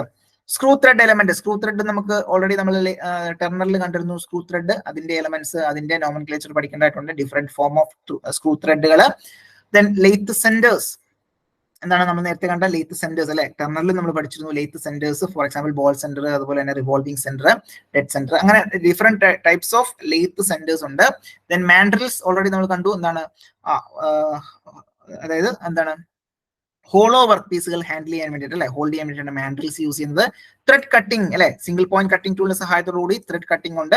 അപ്പോൾ അത് എങ്ങനെയാണ് നമ്മൾ സിംഗിൾ കട്ടിംഗ് അല്ലെങ്കിൽ സിംഗിൾ ടൈപ്പ് അല്ലെങ്കിൽ മൾട്ടി സ്റ്റാർട്ട് ത്രെഡുകൾ നമ്മൾ കട്ട് ചെയ്യുന്നത്. സിമ്പിൾ ഗിയർ ട്രെയിൻ, അത് കോമ്പൗണ്ട് ഗിയർ ട്രെയിൻ. അപ്പം ഗിയർ ട്രെയിനുമായി ബന്ധപ്പെട്ട് സിമ്പിൾ ഗിയർ ട്രെയിൻ ഉണ്ട്, കോമ്പൗണ്ട് ഗിയർ ട്രെയിൻ ഉണ്ട്, റിവേർട്ടഡ് ഉണ്ട്. അങ്ങനെ ഡിഫറെന്റ് ടൈപ്സ് ഓഫ് ഗിയർ ട്രെയിനകത്ത് പ്രധാനമായിട്ടുള്ള സിമ്പിൾ ഗിയർ ട്രെയിനും കോമ്പൗണ്ട് ഗിയർ ട്രെയിനുമാണ് എടുത്തു പറഞ്ഞിട്ടുള്ളത്. ലെയ്ത്ത് ഡോക്സ് നമ്മളുടെ ആക്സസറി ആണ്. Driving plate, face plate, rest. അപ്പൊ ഇത്രയാണ് പ്രധാനപ്പെട്ട ലെയ്ത്തുമായി ബന്ധപ്പെട്ടുള്ള ഇമ്പോർട്ടന്റ് ആയിട്ടുള്ള functions, work holding devices, accessories, chuck, thread cutting mechanism, taper turning mechanism, അതുമായി ബന്ധപ്പെട്ടുള്ള കാൽക്കുലേഷൻസ് ഒക്കെ നമുക്ക് മൊഡ്യൂൾ 6 നമുക്ക് പ്രതീക്ഷിക്കാം. 12 മാർക്കാണ് നമ്മളുടെ മൊഡ്യൂൾ 6 12 മാർക്കാണ്. 12 മാർക്ക് ആയതുകൊണ്ട് തന്നെ 9 ദിവസം നമ്മൾ എടുത്തുകൊണ്ടാണ് ഇത് പഠിക്കുന്നുണ്ടാവുക. ഈ ഒരു 9 ദിവസത്തിന് കൊണ്ട് കൃത്യമായിട്ട് ഓരോ ടോപ്പിക്കുകളും നമ്മൾ പഠിച്ച് അതുമായി ബന്ധപ്പെട്ടുള്ള മാക്സിമം ക്വസ്റ്റ്യൻസ് കളക്ട് ചെയ്യുക എന്നുള്ളതാണ് നമുക്ക് ഈ ഒരു 9 ദിവസം കൊണ്ട് ചെയ്യാൻ സാധിക്കുന്നത്. ഓക്കെ ആണേ. അപ്പൊ മൊഡ്യൂൾ 7ലേക്ക് വരിക എല്ലാവരും. മൊഡ്യൂൾ 7 നോക്കേ. മൊഡ്യൂൾ 7 എന്ന് പറയുന്നത് ഡ്രില്ലിംഗ് ആണ്. ഓക്കെ, മൊഡ്യൂൾ 7 എന്ന് പറയുന്നത് ഡ്രില്ലിംഗ് എന്ന് പറയുന്ന മില്ലിംഗ് എന്ന് പറയുന്ന ഓപ്പറേഷൻ ആണ് അല്ലെ, മില്ലിംഗ് ഓപ്പറേഷൻ, മില്ലിംഗ് മെഷീൻ. അപ്പൊ മില്ലിംഗ് എന്ന് പറയുന്ന മെഷീനുമായി ബന്ധപ്പെട്ടാണ് നമ്മൾ ആ മൊഡ്യൂൾ 7 പഠിക്കേണ്ടതായിട്ടുള്ളത്. അപ്പൊ എന്താണ് മില്ലിംഗ് മെഷീൻ എന്നുള്ളത്, അതിന്റെ ക്ലാസിഫിക്കേഷൻ, അതിന്റെ സ്പെസിഫിക്കേഷൻ, അവിടെ ഉണ്ടാവുന്ന മില്ലിംഗ് മെഷീന്റെ പ്രധാനപ്പെട്ട പാർട്ടുകൾ എന്താണ്, ഓരോ പാർട്ടിന്റെ ഫംഗ്ഷൻ എന്താണ്, ആ ഓരോ പാർട്ട് നിർമ്മിച്ച മെറ്റീരിയൽ, അതിന്റെ ആപ്ലിക്കേഷൻ, എങ്ങനെ നമ്മൾ കട്ടർ അവിടെ ഹോൾഡ് ചെയ്യുന്നു, കട്ടർ ഹോൾഡിംഗ് ഡിവൈസസ്, ഏതൊക്കെ ടൈപ്പ് മില്ലിംഗ് കട്ടേഴ്സ് ഉണ്ട്, ആ കട്ടറിന്റെ മെറ്റീരിയൽ ഏതൊക്കെയാണ്, ടൈപ്സ് ഓഫ് കട്ടേഴ്സ്. ദെൻ ആ ഒരു മില്ലിംഗ് കട്ടറിന്റെ നോമൻക്ലേച്ചർ അല്ലെ, ആ ഒരു മില്ലിംഗ് കട്ടറിന്റെ ആംഗിൾസ് എങ്ങനെയാണ് വരിക. ഓക്കെ, ഡിഫറെന്റ് മില്ലിംഗ് ഓപ്പറേഷൻ ഏതൊക്കെയാണ് അല്ലെ, ഏതൊക്കെ ടൈപ്പ് മില്ലിംഗ് ഓപ്പറേഷൻ ഉണ്ട്, അപ്പ് മില്ലിംഗ് ഉണ്ട്, ഡൗൺ മില്ലിംഗ് ഉണ്ട്, സ്ട്രാഡിൽ മില്ലിംഗ് ഉണ്ട്, ഗാങ് മില്ലിംഗ് ഉണ്ട്. അങ്ങനെ different types of milling operations നമുക്ക് അവിടെ കാണാൻ സാധിക്കും. ഡിഫറെന്റ് ടൈപ്സ് ഓഫ് മില്ലിംഗ് കാണാൻ സാധിക്കും. മില്ലിംഗുമായി ബന്ധപ്പെട്ട അതിന്റെ cutting characteristics like cutting speed, feed, machining time ഒക്കെ നമുക്ക് കണ്ടുപിടിക്കാം. അതുപോലെ തന്നെ dividing head types and uses, indexing mechanisms ഉണ്ടാകും. ഇപ്പൊ ഫോർ എക്സാമ്പിൾ ഗിയർ ഒക്കെ കട്ട് ചെയ്യുന്ന സമയത്ത് നമ്മൾ ഇൻഡെക്സ് ചെയ്യേണ്ടതായിട്ടുണ്ട്. അപ്പൊ അത്തരത്തിലുള്ള ഇൻഡെക്സിംഗ് മെക്കാനിസം, അതിന്റെ calculations, types of gears and uses അല്ലെ, ഇത്തരത്തിൽ ഏതൊക്കെ ടൈപ്പ് ഗിയറുകളുണ്ട്, അതിന്റെ യൂസസ്, സ്പർ ഗിയറുമായി ബന്ധപ്പെട്ട അതിന്റെ എലമെന്റ്സുകൾ എന്താണ്, എന്താണ് മൊഡ്യൂൾ, എന്താണ് പിച്ച്, ഓക്കെ, എന്താണ് നമ്മൾ അത്തരത്തിലുള്ള കാര്യങ്ങൾ, നമ്മുടെ ആ ഒരു എലമെന്റ്സ് ഓഫ് സ്പർ ഗിയർ വളരെ ഇമ്പോർട്ടന്റ് ആണ്. സ്പർ ഗിയറുമായി ബന്ധപ്പെട്ടുള്ള കാര്യങ്ങൾ നമ്മൾ പഠിക്കേണ്ടതായിട്ടുണ്ട്. ഓക്കെ, അപ്പൊ സ്പർ ഗിയറിന്റെ കാൽക്കുലേഷൻസ് ഉണ്ട്. ഫോർ എക്സാമ്പിൾ മോഡ്യൂള് അല്ലെങ്കിൽ ഡയമീറ്ററിൽ പിച്ച് കണ്ടുപിടിക്കാം. അങ്ങനെയുള്ള കാൽക്കുലേഷൻസ് കൃത്യമായിട്ട് നമ്മൾ പഠിച്ചിട്ടുണ്ട്. Selection of gear cutters, helix and spiral elements, application between helix and spiral, so method of checking gear അല്ലെ, ഇത്തരത്തിൽ ഗിയർ ചെക്ക് ചെയ്യുന്ന മെത്തേഡുകൾ എങ്ങനെയാണ്, so rack elements, application, cam types, ഏതൊക്കെ ടൈപ്പ് ക്യാമുകളുണ്ട്, അതുപോലെ തന്നെ ജിഗ്സ് ആൻഡ് ഫിക്സ്ചേഴ്സ് ആണ് പ്രധാനമായിട്ടും അവസാനമായിട്ട് പഠിക്കേണ്ടത്. അതിനുശേഷം ഗേജസ് ഉണ്ട്, ഡിഫറെന്റ് ടൈപ്സ് ഓഫ് ഗേജസ്. ഇതൊക്കെയാണ് പ്രധാനമായിട്ട്. അതായത് മില്ലിംഗ് മെഷീനുമായി ബന്ധപ്പെട്ട് അല്ലെങ്കിൽ മില്ലിംഗ് മെഷീൻ നമ്മൾ ചെയ്യുന്ന മെഷീനിങ്ങുമായി ബന്ധപ്പെട്ട് നമ്മൾ എന്തൊക്കെ യൂസ് ചെയ്യുന്നു അതുമായി ബന്ധപ്പെട്ടുള്ള റിലേറ്റ് ചെയ്തിട്ടുള്ള കാര്യങ്ങളാണ് മൊഡ്യൂൾ 7 12 മാർക്കിന് കൊടുത്തിരിക്കുന്നത്. സോ അതും നമുക്ക് 9 ദിവസം കൊണ്ട് കൃത്യമായിട്ട് പഠിക്കേണ്ടതായിട്ടുണ്ട്.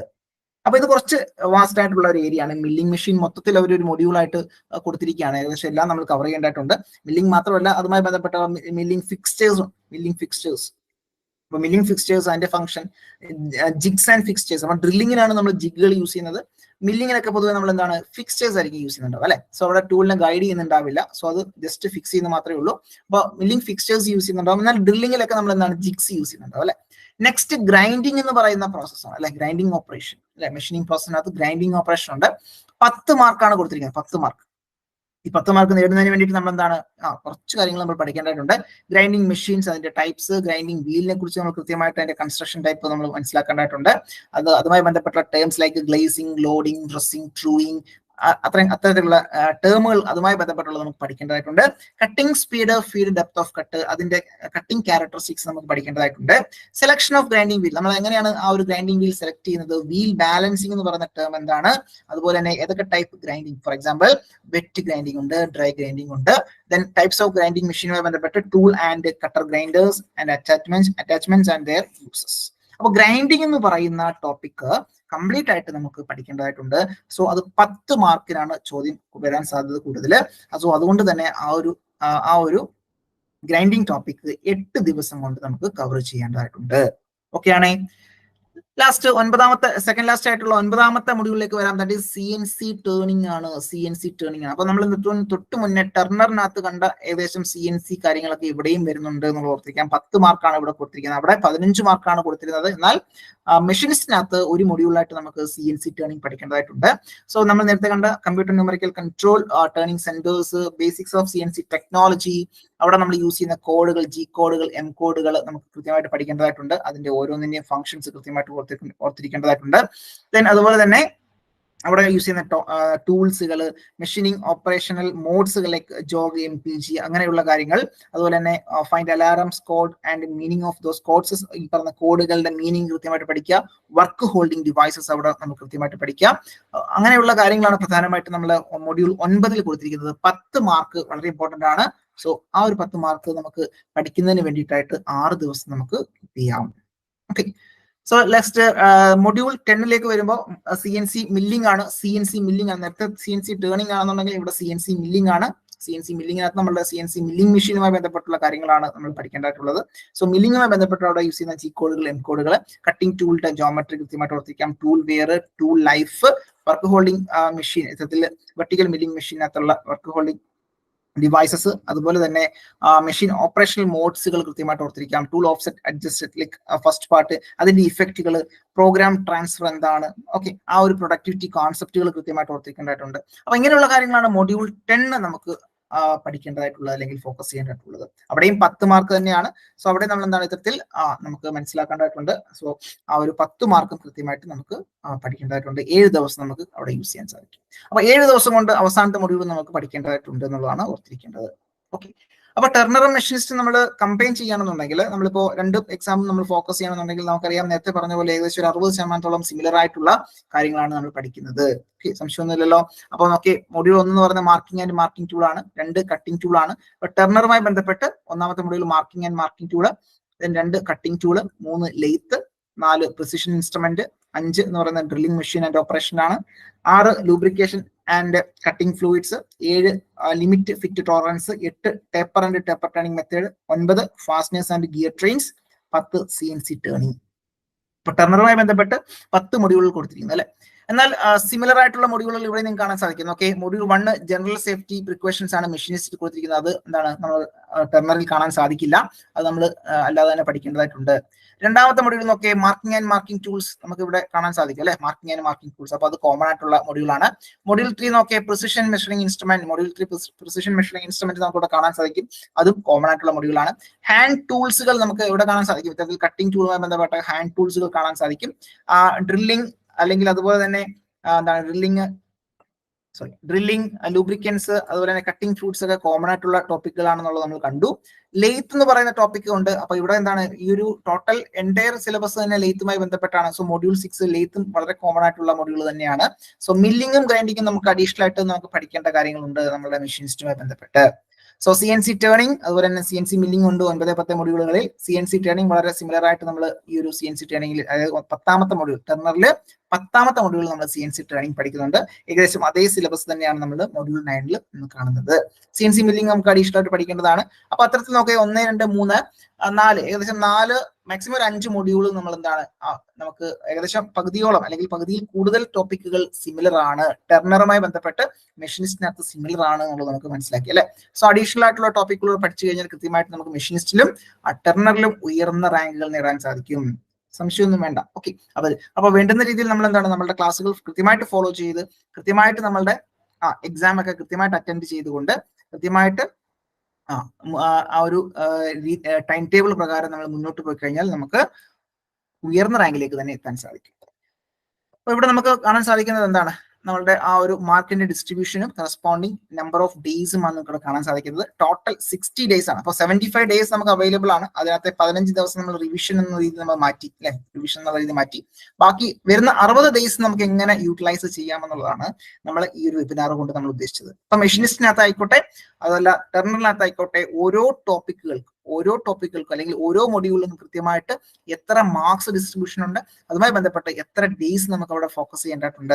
അപ്പൊ നമ്മുടെ വീഡിയോസ് ആയിക്കോട്ടെ, നമ്മുടെ ക്ലാസ്സസ് ആയിക്കോട്ടെ, നമ്മളുടെ എന്താണ് ആ ഒരു ക്വസ്റ്റ്യൻ പാറ്റേൺ ആയിക്കോട്ടെ, അല്ലെങ്കിൽ ക്വസ്റ്റ്യൻ ബാങ്ക് ആയിക്കോട്ടെ, അല്ലെങ്കിൽ ടെസ്റ്റ് സീരീസ് ആയിക്കോട്ടെ, അതൊക്കെ ചെയ്യുന്ന സമയത്ത് കൃത്യമായിട്ട് ഓരോ ടോപ്പിക്കുകളും അഡീഷണൽ ക്വസ്റ്റ്യൻസ് നിങ്ങൾക്ക് കിട്ടുന്നുണ്ടെങ്കിൽ അതെല്ലാം അവിടെ നോട്ട് ഡൗൺ ചെയ്ത് വേണം നമ്മൾ പഠിക്കേണ്ടതായിട്ടുള്ളത്.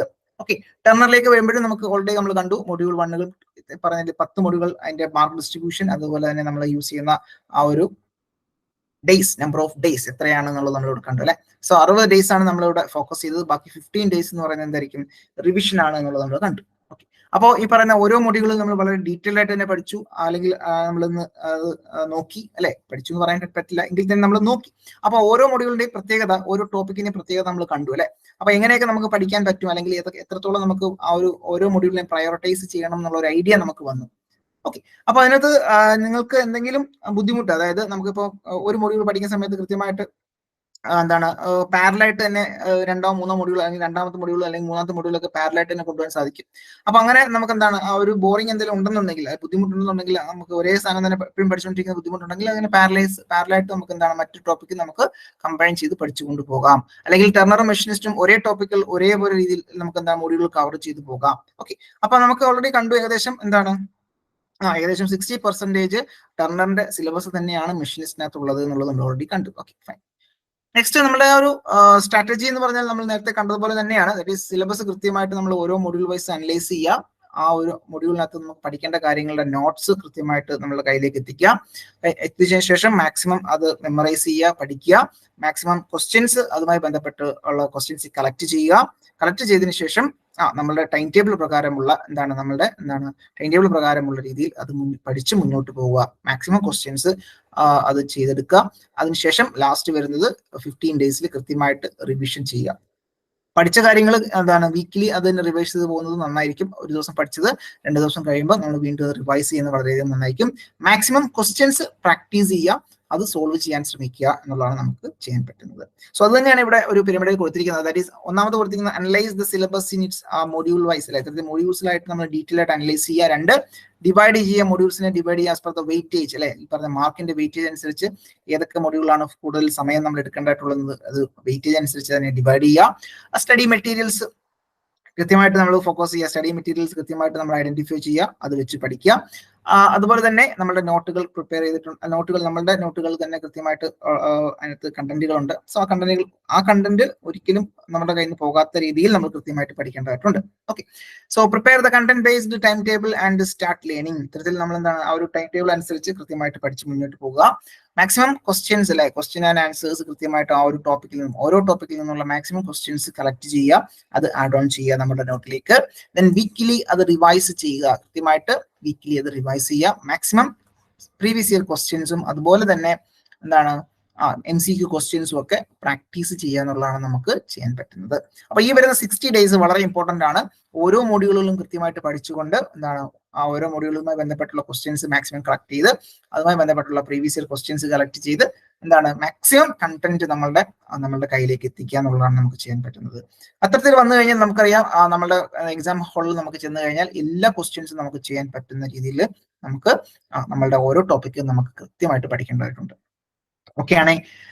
സോ നെക്സ്റ്റ് നമുക്ക് നോക്കേണ്ടത് റെഫറൻസ് ആണ്. സോ നമ്മളുടെ ഓൾറെഡി നമുക്കറിയാം നിമിയുടെ ടെക്സ്റ്റ് ബുക്ക് നമ്മുടെ കയ്യിൽ ഉണ്ടാകും, അല്ലെങ്കിൽ നമുക്ക് അതിന്റെ ഫോട്ടോസ്റ്റാറ്റോ അല്ലെങ്കിൽ സോഫ്റ്റ് കോപ്പി ഒക്കെ അവൈലബിൾ ആണ്. സോ അത്തരത്തിൽ നിമിയുടെ ടെക്സ്റ്റ് ബുക്ക് ഉണ്ടെന്നുണ്ടെങ്കിൽ അത് തന്നെയാണ് പ്രധാനപ്പെട്ട റെഫറൻസ് എന്ന് പറയുന്നത്. ഇൻ അഡീഷൻ അതോടൊപ്പം തന്നെ നമുക്ക് വേണമെങ്കിൽ ഇത്തരത്തിലുള്ള ഏഷ്യൻ പബ്ലിക്കേഷൻസിന്റെയോ അല്ലെങ്കിൽ അത്തരത്തിലുള്ള പബ്ലിക്കേഷൻസിന്റെ ഒക്കെ ബുക്ക് നമുക്ക് റെഫർ ചെയ്യാവുന്നതാണ്. ഫോർ എക്സാമ്പിൾ മെഷീനിസ്റ്റിന്റെ ആണെന്നുണ്ടെങ്കിൽ 3-in-1 by Asian publications available ആണ്. GS Sethi അല്ലെങ്കിൽ ബൽബർ സിംഗിന്റെ ഒക്കെ ബുക്ക് അവൈലബിൾ ആണ്. Turner 3-in-1 trade theory Asian പബ്ലിക്കേഷൻസിന്റെ അവൈലബിൾ ആണ്. അങ്ങനെയുള്ള എക്സാം അല്ലെങ്കിൽ അത്തരത്തിലുള്ള എന്താണ് പബ്ലിക്കേഷൻസിന്റെ ഒക്കെ ബുക്കുകൾ നമുക്ക് അവൈലബിൾ ആണ്. നിങ്ങൾക്ക് എന്താണ് ഫ്ലിപ്കാർട്ടിലോ ആമസോണിലോ ഒക്കെ നിങ്ങൾക്ക് സെർച്ച് ചെയ്ത് കിട്ടാവുന്നതേ ഉള്ളൂ.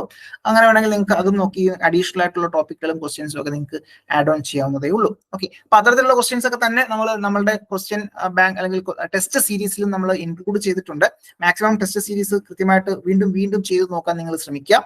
ഓക്കെ, അപ്പൊ അതിൽ തന്നെ നമുക്ക് ഏകദേശം ടോപ്പിക്കുകൾ കവർ ചെയ്ത് പോകുന്ന രീതിയിലാണ് ടെസ്റ്റ് സീരീസുകൾ നമ്മൾ ഡിസൈൻ ചെയ്തിരിക്കുന്നത് കൂടി നമുക്ക് മനസ്സിലാക്കാം. ഓക്കെ, വെബ്സൈറ്റിലേക്ക് വരികയാണെന്നുണ്ടെങ്കിൽ നിങ്ങൾക്ക് ഡൗട്ട്സുകളൊക്കെ കൂടുതലും വരാൻ അല്ലെങ്കിൽ ഡൗട്ട്സുകളൊക്കെ ഉണ്ടെന്നുണ്ടെങ്കിൽ ക്വസ്റ്റ്യൻസ് ജസ്റ്റ് എന്താണ് സർഫ് ചെയ്യാവുന്നേ ഉള്ളൂ. ക്വസ്റ്റ്യൻസ് കൃത്യമായിട്ട് ഇത്തരത്തിലുള്ള textbook.com അല്ലെങ്കിൽ എക്സാം വേദ, സാൻ ഫൗണ്ടറി അല്ലെങ്കിൽ ബൈജൂസ് അല്ലെങ്കിൽ ഭാരത് സ്കിൽ അത് നമ്മുടെ സിലബസ് ITയുടെ bharatskills.gov.in സൈറ്റുകളിൽ നമുക്ക് അതിന്റെ ക്വസ്റ്റ്യൻ ബാങ്കുകളൊക്കെ അവൈലബിൾ ആണ്. സോ ആ ക്വസ്റ്റ്യൻ ബാങ്ക്സ് ഒക്കെ നിങ്ങൾക്ക് ഡൗൺലോഡ് ചെയ്തിട്ട് നമുക്ക് ക്വസ്റ്റ്യൻസ് ഒക്കെ നമുക്ക് ഒന്ന് വർക്ക്ഔട്ട് ചെയ്ത് നോക്കാം.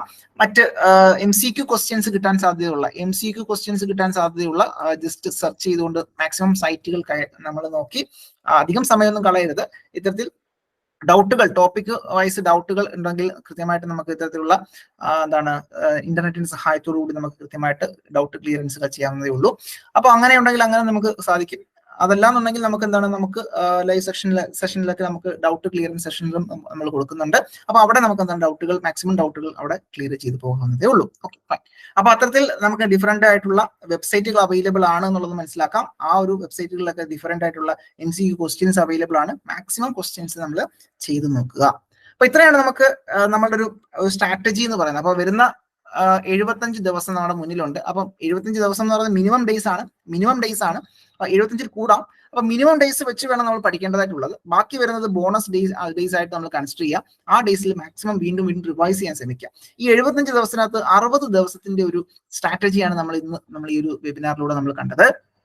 ഓക്കെ, അപ്പൊ അങ്ങനെയാണെങ്കിൽ ഈ 60 ദിവസം നമുക്ക് ഏതൊക്കെ മൊഡ്യൂൾ ഫോക്കസ് ചെയ്ത് എങ്ങനെ പഠിക്കേണ്ടത് എന്നുള്ളത് കൃത്യമായിട്ട് ഐഡിയ നമുക്ക് കിട്ടി. നമ്മുടെ കയ്യിൽ പഠിക്കാനുള്ള സിലബസ് ഉണ്ട്, പഠിക്കാനുള്ള മെറ്റീരിയൽ ഉണ്ട്, പഠിക്കാനുള്ള ക്ലാസ്സസ് ഉണ്ട്, ക്വസ്റ്റ്യൻസ് ചെയ്യാനുള്ള ക്വസ്റ്റ്യൻ ടെസ്റ്റ് സീരീസ് നമുക്ക് അവൈലബിൾ ആണ്. ഇതെല്ലാം നമ്മുടെ ആപ്പിൽ അവൈലബിൾ ആണ്.